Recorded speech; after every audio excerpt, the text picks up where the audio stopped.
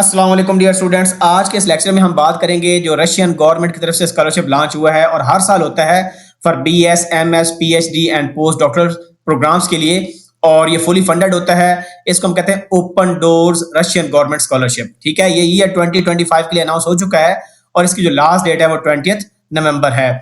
इसमें आपकी tuition fee wave of होती है, मंथली स्टाइपेंड मिलते हैं depending on your program and in which university you have been selected. इसमें कोई आईएलटीएस टॉफल की जरूरत आपको नहीं है, कोई एप्लीकेशन प्रोसेसिंग फी आपसे नहीं ली जाएगी और ये हर लेवल पर आपको स्कॉलरशिप मिल सकता है। जाहिर सी बात है कंपटीशन होगा क्योंकि सारे इंटरनेशनल स्टूडेंट्स इसके लिए अप्लाई करते हैं। इसमें काफी ज्यादा प्रोग्राम्स हैं, अगर उनको हम थोड़ा सा देख लें तो हमारे पास कंप्यूटर साइंस है, डाटा साइंस, मैथमेटिक्स, एआई, उसके अलावा मेडिकल की फील्ड्स हैं, मैनेजमेंट की फील्ड्स हैं, इकोनॉमिक्स है, उसके अलावा साइकोलॉजी है, लिंग्विस्टिक है, मॉडर्न लैंग्वेजेस, इंजीनियरिंग टेक्नोलॉजी है, फिजिकल साइंसेज है और सिविल इंजीनियरिंग भी है। और इनके अंदर सब फील्ड्स भी हैं, वो भी वेबसाइट पर जब मैं जाता हूं तो आपको वहां से दिखा देता हूं। तो अगर आप बैचलर्स प्रोग्राम्स के लिए स्कॉलरशिप के लिए अप्लाई कर रहे हो तो आपको जो इंटर का जो सर्टिफिकेट है वो अपलोड करना है।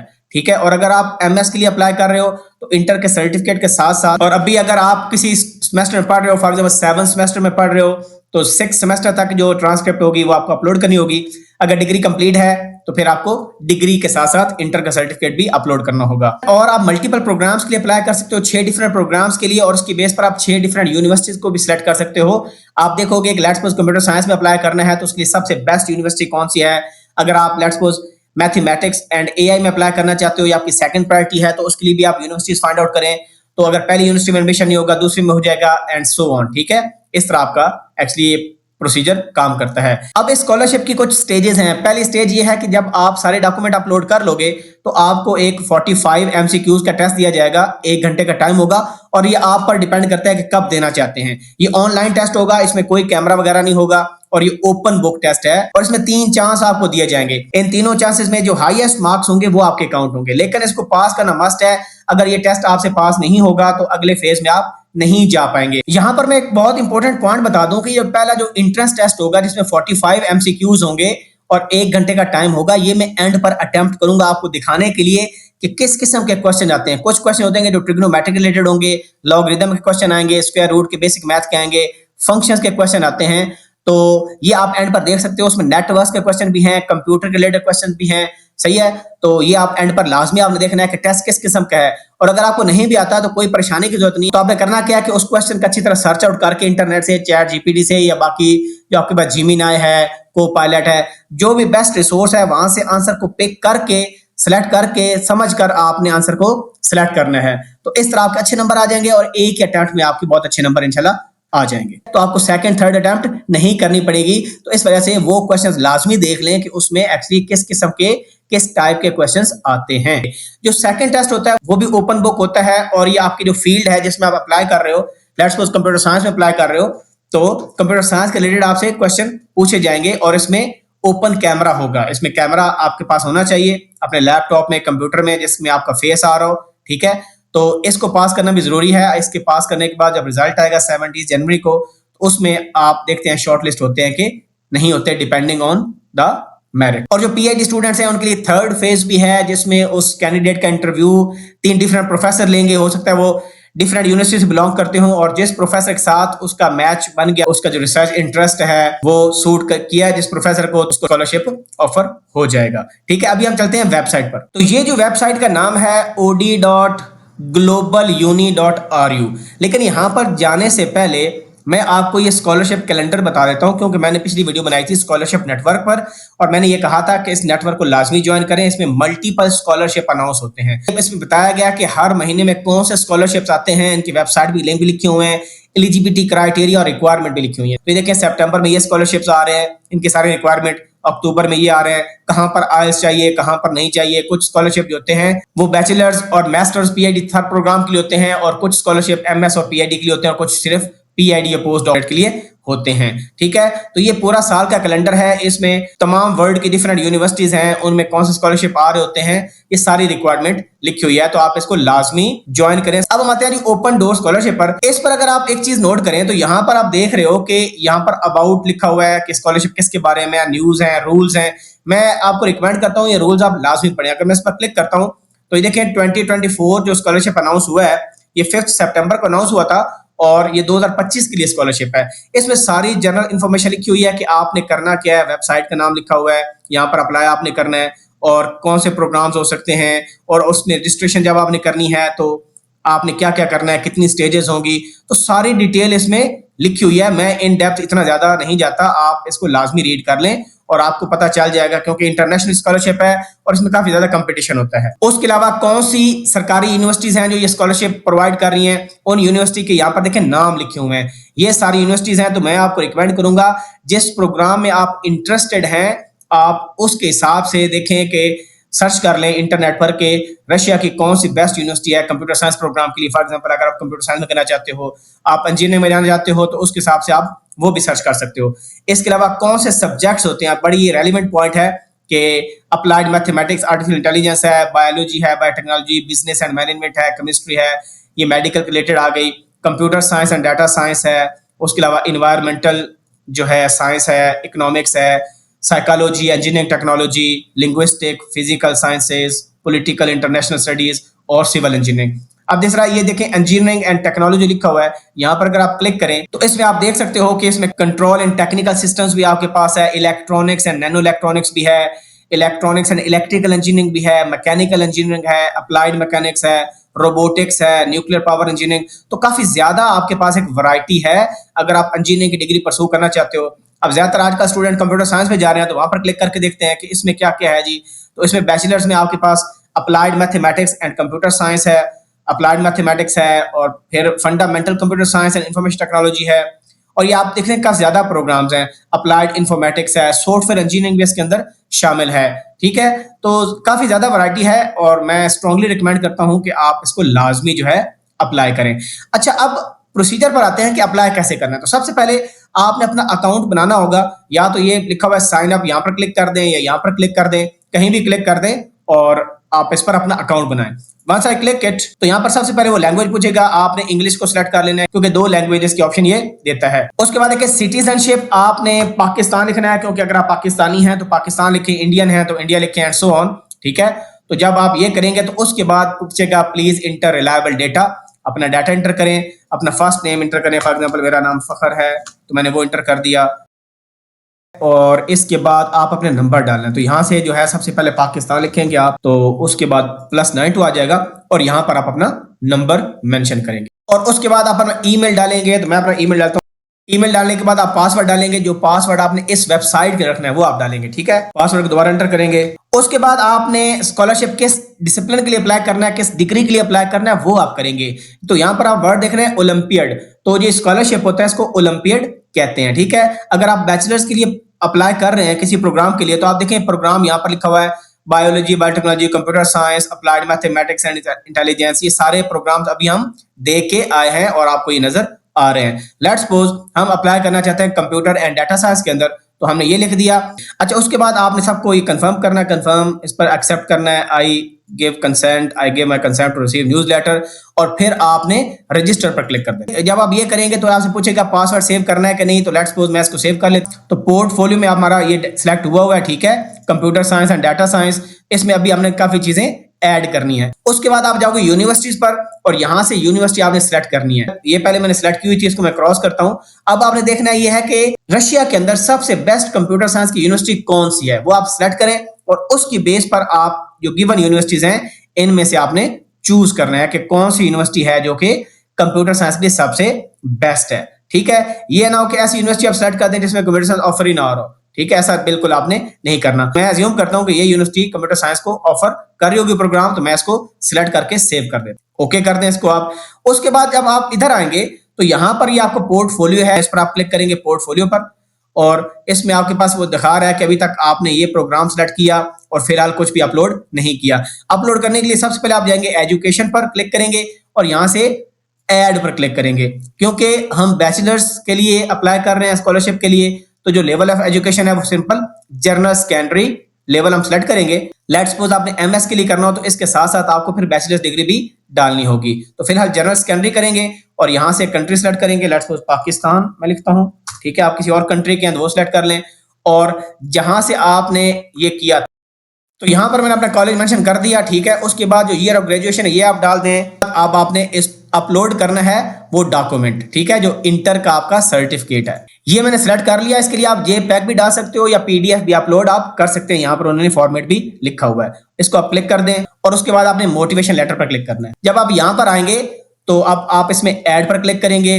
अब यहाँ पर हमने साइंटिफिक इंटरेस्ट को सिलेक्ट करना है। उसके लिए वो कह रहा है select the field of knowledge that correspond to your scientific interest within the selected subject. यानी कंप्यूटर साइंस हमने सब्जेक्ट सिलेक्ट किया, उसमें आपने साइंटिफिक क्या इंटरेस्ट रखते हैं, यानी रिसर्च किस पर आप करना चाहेंगे, वो फील्ड सिलेक्ट करना है। तो इतनी डेप्थ में आपको पहले से पता होना चाहिए कि आप आगे जाके क्या करेंगे।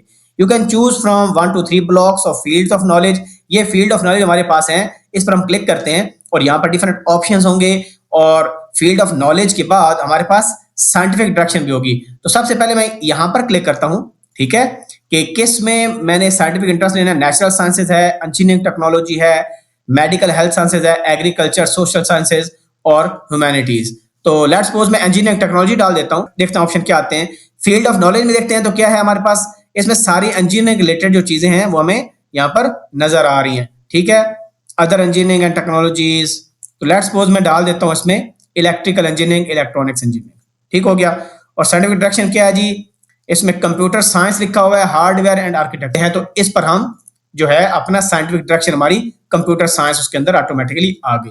उसके बाद आपने क्या करना है, पर्सनल गोल्स लिखने हैं। पर्सनल गोल्स का मतलब ये है कि आपके क्या गोल्स हैं, यानी आप ये डिग्री क्यों कर रहे हैं, उसके लिए मोटिवेशन बताएं कि मैं डिग्री क्यों कर रहा हूं, आपकी मोटिवेशन है क्या, आपके गोल्स और एम्बिशंस क्या हैं, वो ChatGPT को यूज करके आप यहाँ पर लिख सकते हो।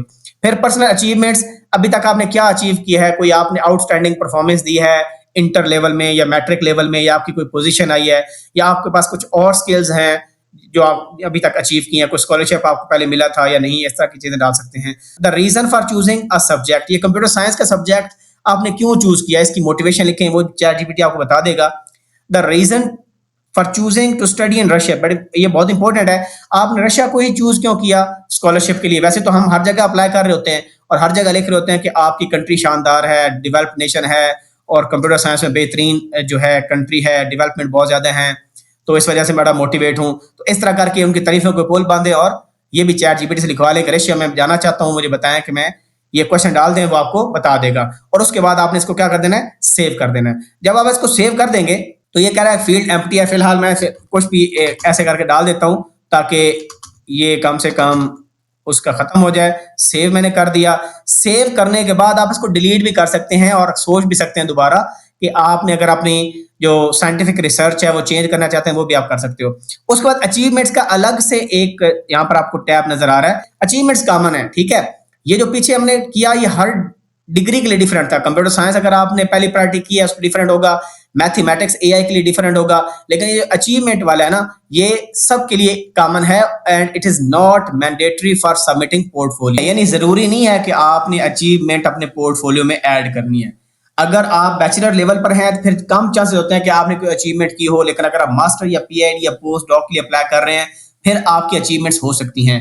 सो लेट्स चेक इट कि इसमें क्या है। ऐड पर क्लिक करें। जब आपने ऐड पर क्लिक किया तो सबसे पहले पूछा उसने टाइप ऑफ अचीवमेंट, कि आपने किस किस्म की अचीवमेंट जो है वो हासिल की हुई है। तो पब्लिकेशंस, तो बैचलर लेवल पर बिल्कुल कोई पब्लिकेशन नहीं होती। रिपोर्ट एट अ कॉन्फ्रेंस, क्या आपने कॉन्फ्रेंस में पेपर देने के लिए गए हैं, पेपर पब्लिश करने के लिए, तो ये भी कोई नहीं है। पेटेंट तो बिल्कुल भी हो ही नहीं सकता इस लेवल पर। Online study courses related to the subject area, हाँ कंप्यूटर साइंस में अगर आपने कोई ऑनलाइन कोर्स किया है, कोर्सेरा से, यूडेमी से या किसी और प्लेटफॉर्म से, और आपके पास एविडेंस है, तो ये आप कर सकते हैं। ये एक चीज है जो कि BS लेवल पर कोई स्टूडेंट कर सकता है। हो सकता है एग्जाम के बाद समर का जो टाइम था उसमें किसी ने ऑनलाइन कोर्स किया हो। Award for participation in competition और कॉन्टेस्ट रिलेटेड टू प्रोफाइल, यानी आपके कंप्यूटर साइंस रिलेटेड आपने कोई कंपटीशन, कोई कोडिंग का कंपटीशन में आपने पार्टिसिपेट किया है, उसका आपके पास कोई सर्टिफिकेट है, ये भी आप कर सकते हैं, ठीक है। वर्क एक्सपीरियंस तो है ही कोई नहीं होता, बैचलर लेवल पर कोई वर्क एक्सपीरियंस नहीं है, ये उसके लिए जो MS या PhD करते हैं उनके लिए चीजें ज्यादा रेलिवेंट है। पार्टिसिपेशन इन प्रोजेक्ट्स, आपने कोई रोबोटिक्स का कंपटीशन में हिस्सा लिया है या कोई और पार्टिसिपेशन आपने किया है रिलेटेड टू कंप्यूटर साइंस, वो डालें।